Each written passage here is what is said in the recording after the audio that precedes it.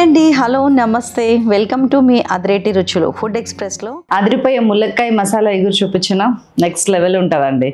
ఇవి జస్ట్ 2 ములక్కాయలు, 2 యాలుక్కాయలు, 4 లవంగాలు, ఒక 1 ఇంచ్ చెక్క ముక్క, 2 చిన్న జాజికాయలో ఒక పిసరంత ముక్క అండ్ ఒక జాపత్రి, చిన్న బిర్యానీ ఆకు. అండ్ దీనిలోకి ఇదిగోండి 1 టేబుల్ స్పూను ధనియాలు, 1 టీ స్పూన్ గసగసాలు, ఇదిగోండి పచ్చి కొబ్బరి కూడా ముక్కలకు వస్తాను. ఇవన్నీ కలిసి నానబెట్టి ఉంచండి.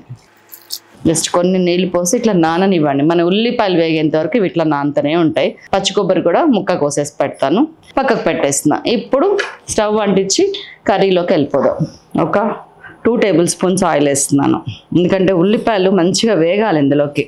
సో ఆయిల్ కాగింది, వేసేస్తున్నా. నో పోపు, జస్ట్ 3 ఆనియన్స్ అండి, పెద్ద సైజు. ఈ మసాలా ఎగురులో ఆనియన్స్ ఎక్కువ పడతాయి, చాలా టేస్ట్ ఉంటుంది. జస్ట్ ఉల్లిపాయ వేసి అది కొంచెం సెటిల్ అయిన తర్వాత అప్పుడు వేద్దాం ఉప్పు. సెటిల్ అయింది, జస్ట్ 1 మినిట్ 1.5 మినిట్ అయింది. ఇప్పుడు వేస్తున్నా ఉప్పు, ఒక 1 టీ స్పూన్ ఉప్పు.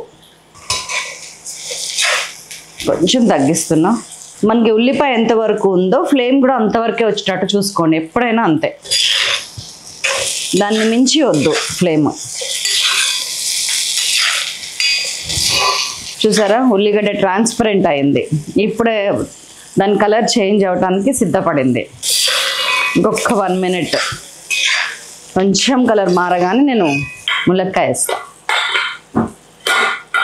చాలండి, 6 మినిట్స్ ఇలా లైట్గా కలర్ షేడ్ వచ్చిన తర్వాత ఇప్పుడు ఇంకేం వేయకుండా కడిగి పెట్టుకున్న ములక్కాయలు వేసేయండి. ఇవి 2 ములక్కాయలు.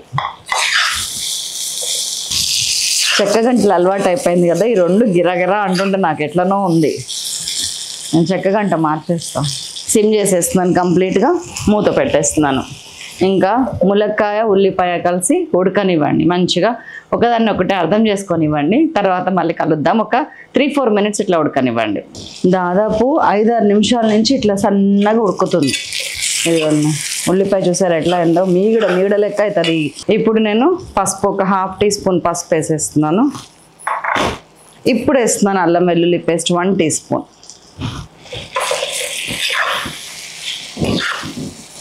చెక్కగంట మారుస్తున్నాను కదా, మారుస్తా.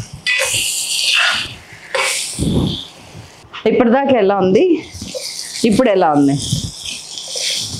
సో ఉల్లిపాయ కూడా వేగనివ్వండి. కారం వేసేస్తున్నాను 1.5 టీ స్పూను, ఇంకొక 1/2 టీ స్పూన్ వేస్తాం. సో ఇప్పుడు మనం నీళ్ళు పోసుకుందాం.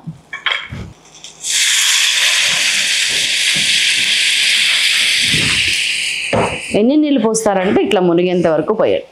సో ఇదొక 5-6-7 నిమిషాలు ఉడకనివ్వండి ఇట్లాగా. ఇదిగోండి మసాలా తీసుకుందాం.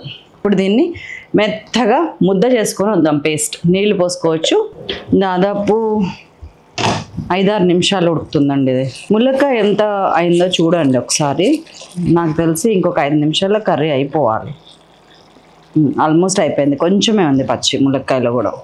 ఇప్పుడు ఇదిగోండి మన మసాలా రెడీ అయ్యింది కదా, ఇదండి మెయిన్ టేస్ట్ ఇందులో. మన అథెంటిక్ పాతకాలం నాటి టేస్ట్ ఇది. మటన్ కర్రీలో, చికెన్ కర్రీలో కూడా మసాలా వేసి ఉండేటప్పుడు ఇది వేస్తే చాలా బాగుంటుంది. ఇంత ఏమంటారు ఇదైందో చూసారా, చిక్కగా అయిందా.